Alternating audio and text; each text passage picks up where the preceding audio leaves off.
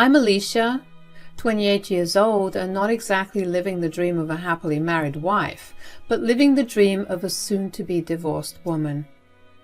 You see, my story takes a detour from the usual plot lines. The villain here is not the infamous mother-in-law. She's actually the sweet lady who turned out to be my guardian angel. The real antagonist, if you will, was Emmett, my husband. Emmett and I met at a music festival of all places. I was hanging out with some friends, soaking in the tunes, when Emmett approached me. Smooth as ever, he asked for my number, and well, the rest is history. Now, here's the thing. We had only been dating for 6 months before deciding to take the plunge into married life. Yep, you heard that right. 6 months. Looking back, I think I should have asked more questions and been more cautious. But you know, they're not lying when they say love makes you go a little loco. At the time, it felt too good to be true, and I was right about it. It was not true. Within 2 months of us dating, Emmett popped the question. Not the marriage one, though. He asked me to move in with him. He suggested I should give up my apartment and live with him instead because he couldn't spend a minute without me. I remember thinking, whoa, slow down there, Speedy Gonzales. Even though he was love-bombing me, which is usually not a good sign, I found myself saying yes. Now, about Emmett's mom, Agnes, rest in peace, Lady was an absolute gem. When he took me to meet her, I instantly clicked with her. That was a relief. Meeting the mom is always a big deal, right? But her kind nature made everything really easy for me. Finally, a sweet girl like you in our home. Before you, there were many brief encounters. Emmett would bring girls home, and by the next morning, they would vanish. But talking to you warms my heart. Such a beautiful girl, and your heart seems genuine. I'm so glad Emmett has you. Oh, Mrs. Smith, you are too kind. Oh, please, call me Agnes, dear. Mom, do we really need to delve into my past? Alicia doesn't need to know all the details, you know. I'm just saying, there was this one time Emmett brought a girl home, and the next morning I made my special pancakes for her.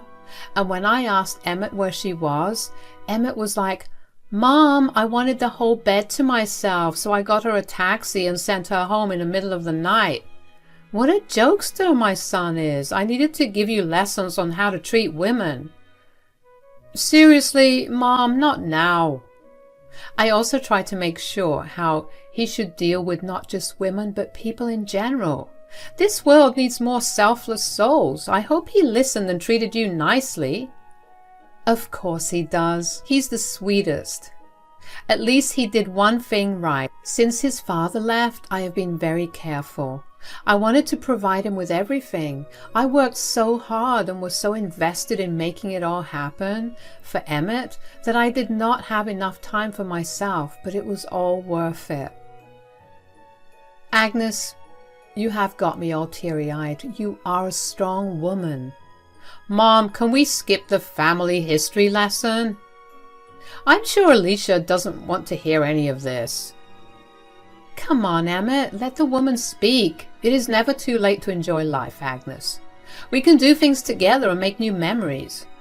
It is different with you, Alicia. I can feel it. You are not just another fling. I have a strong feeling this can turn into something more permanent. Yeah, Alicia, she's an amazing woman. I don't know about you, baby, but it was love at first sight for me. Agnes seemed like the sweetest person ever. She got me the lowdown on Emmett's history, which he had never mentioned in front of me before. It sounded a bit sketchy, but hey, who does not have some baggage? Emmett had his fair share of red flags with other women, but somehow I thought our love story would be different. Love can be pretty blinding, you know. Emmett had this way of making you feel like you were the one who could change him. Despite the warnings and his track record, I fell into the trap. Everything seemed so perfect that I just ignored the signs. Fast forward 6 months into our official relationship, Emmett proposed. It was nothing grand, but it seemed thoughtful. He took me on a picnic in a cozy, stranded location, and it was just the two of us. It was not even your regular proposal with the ring. Before you, Alicia, I've been with different women, and I know it may sound cliche, but this time it feels different. I can sense a real connection between us. Different, huh? What makes this time so special? It's hard to explain, but I feel like I have finally found someone who understands me, someone I can build a future with. I have changed, Alicia, and you have played a significant role in that. My mom loves you, and we are secure and stable. What are we waiting for? I would love to call you my wife. Emmett, are you asking me to? Yes, Alicia, I'm asking you to marry me. I do not have a ring right now, but there will be one soon if you say yes. What if we were moving too fast? Alicia, I understand your concerns, but sometimes when you know, you know. We have a good thing going, and I want to make it official. Trust me, this is real. Baby, just promise me I will not regret this later. I promise you, this is going to work out. So, just like that, I found myself on the fast track to marriage with Emmett. I had a lot to sort out, especially with my parents. They knew about Emmett, but the whole marriage thing, that needed some catching up. I introduced Emmett to my parents right after he got me the ring. We did the whole engagement ceremony, and they were nothing but supportive. I reassured them about Emmett's love and how genuine everything felt. The ceremony was low-key, more like a casual get-together with my parents, Emmett's mom, and a handful of close friends. We kept it small and intimate, just the way we liked it. After the engagement, Emmett and I decided we wanted to get married. We set a date 5 months later. That might sound like a lot of time, but there was so much to prepare. My parents and close friends lived in another city, so it was a bit challenging. I had a couple of friends around, but I could not burden them with everything. That is when I got a call from Agnes. Hey honey, how are you doing? I'm good. How are you, Agnes?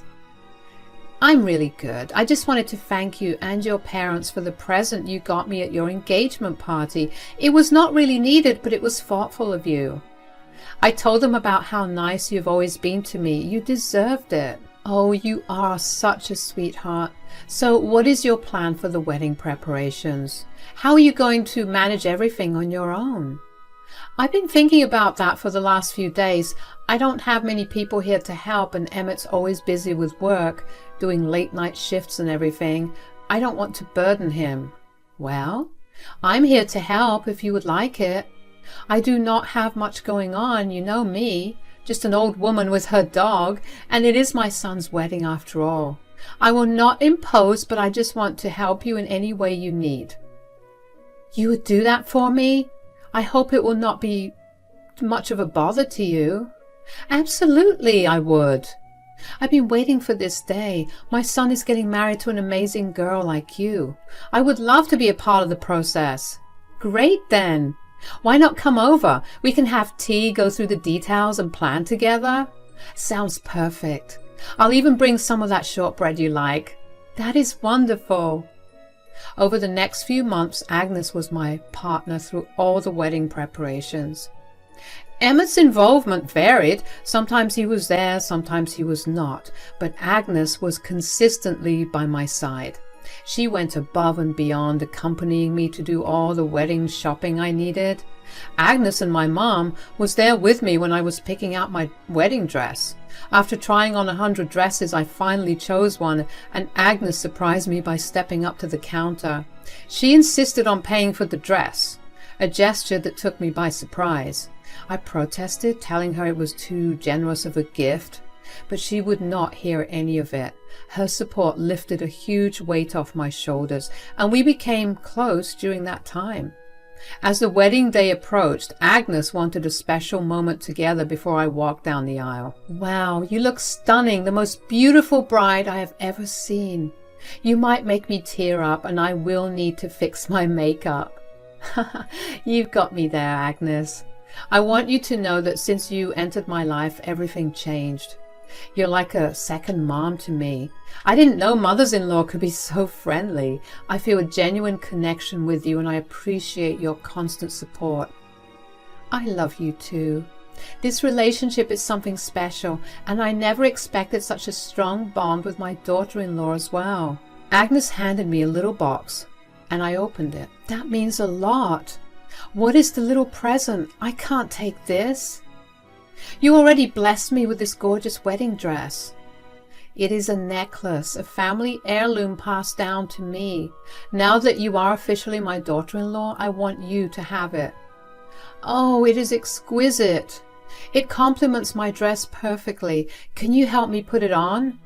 Absolutely. Now go walk down that aisle and claim your man. So it had been like a year since Emmett and I got married. And let me tell you, it has been one heck of a ride.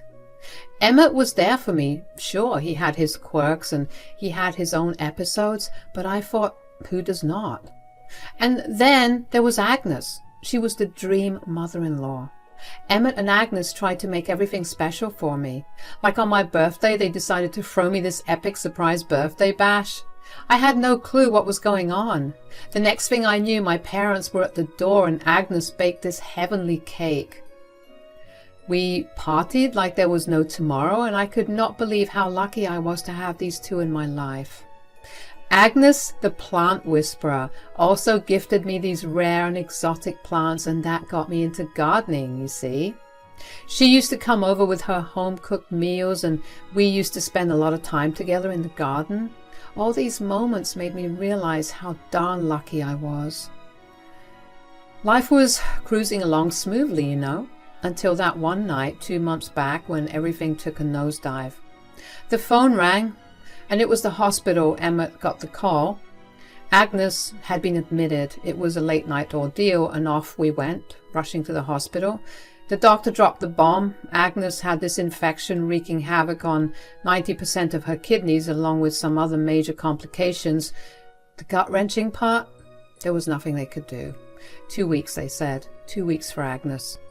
I can't tell you how devastating that news was. Even though Agnes could not say much, I would sit by her bedside night after night. It was hard on Emmett too, I thought, but he was never really there. He dealt with it differently. He distanced himself and did not come to the hospital much. When I asked why, he said he could not bear to see his mom like that. I understood, but it meant I became Agnes's main support. A couple of days before Agnes passed, she had a sentimental heart-to-heart with me. Hey, Alicia, there's something I need to share with you, sweetheart. What's going on, Agnes? Is everything okay? Do you need a nurse? Oh, honey, calm down. Everything's fine for now, but it won't be soon. It's my fate and I need to accept it. Please don't do this right now. I'm not ready to say goodbye yet. I have a more important thing to tell you. I've been meeting with my lawyer for the past couple of days, and there are some changes I need to make to my inheritance. Changes? What do you mean? Well, I'm going away, my dear. You have changed my life for the better since the day we met.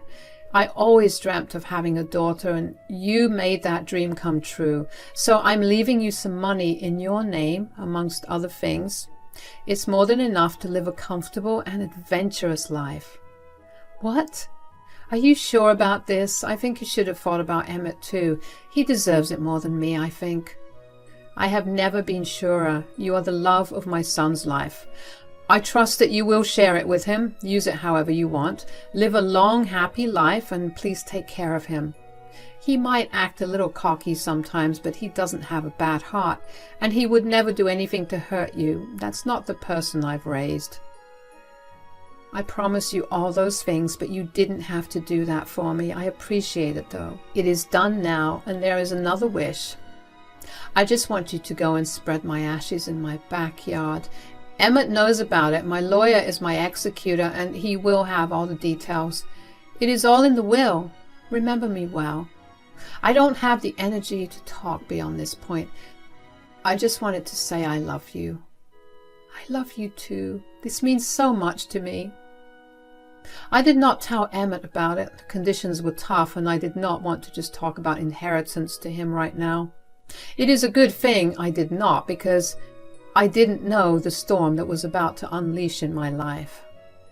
The inevitable call came on one of those nights when I was home. It was the hospital delivering the news. Agnes had passed away. I rushed there, tears streaming down my face, and when I got there, Emmett was nowhere to be found.